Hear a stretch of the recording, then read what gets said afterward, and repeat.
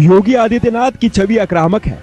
BJP party में हिंदुत्व के नेताओं में गिने जाने वाले योगी आदित्यनाथ सबसे बड़े नेता हैं। हिंदुत्ववादी इमेज और विवादित बयानों से पहचाने जाने वाले योगी से जुड़ी एक ऐसी कहानी है जिससे अब तक देश की आधी से ज्यादा जनता अनजान है, और वो कहानी है योगी का संसद में फूट फूट कर रोना। दरअसल 2006 में लोकसभा में कुछ बोलने के लिए जब योगी आदित्यनाथ खड़े हुए तो आक्रामक तेवर में रहने वाले योगी आदित्यनाथ खुद पर पुलिस प्रताड़ना का जिक्र करते हुए रोने लगे। लगभग 1.5 लाख मतों से मैं गोरखपुर से चुन करके आया हूं, लेकिन पिछले कुछ समय में राजनीतिक विद्वेष के तहत मुझे इस प्रकार से राजनीतिक पूर्वाग्रह का शिकार बनाया जा रहा है। मैं केवल आपसे अनुरोध करने के लिए आया, क्या मैं इस सदन का सदस्य हूं या नहीं हूं, और क्या सदन मुझे संरक्षण दे पाएगा या नहीं दे पाएगा। मुझे संरक्षण नहीं दे सकता है तो मैं आखिरी सदन को छोड़ करके वापस जाना चाहता हूं।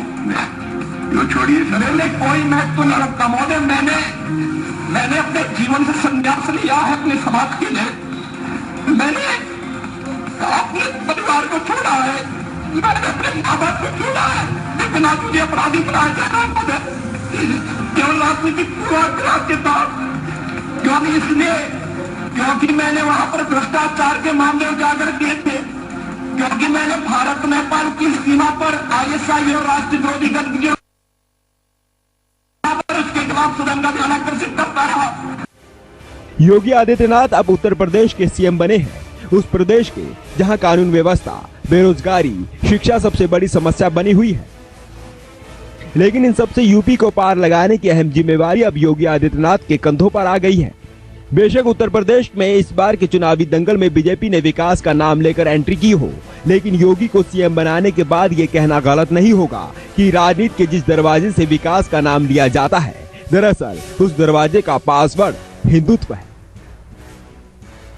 अब राजनीतिक गलियारे के कोने से ये भी आवाज आ रही है कि योगी आदित्यनाथ PM नरेंद्र मोदी और पार्टी अध्यक्ष अमित शाह की पसंद नहीं थी, बल्कि उनकी पसंद थे मनोज सिन्हा, जिनके नाम पर मोहर नहीं लग सकी। कहा यह भी जा रहा है कि नागपुर ने ऐन वक्त पर योगी आदित्यनाथ के नाम पर मोहर लगा दी, क्योंकि साल 1990 के दशक से ही संग्राम मंदिर आंदोलन के दिनों से ही यूपी को प्रयोगशाला बनाने की कोशिश करता रहा है।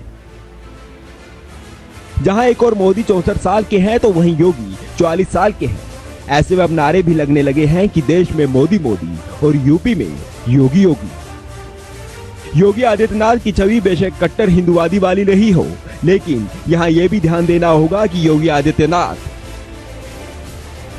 ईमानदारी की मिसाल है, आरोपों से दूर रहे हैं, भ्रष्टाचार से कोसों दूर है, हिंदुत्व का चेहरा है।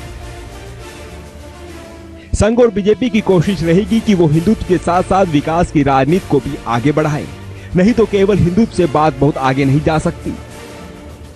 लेकिन योगी को CM बनाना तो इस बात के भी साफ संकेत है कि सास का नारा ही बीजेपी को जीत और प्रचंड बहुमत दिलाने में कामयाब हुआ है। JK 24/7 न्यूज के लिए प्रकाश फुलारा की रिपोर्ट।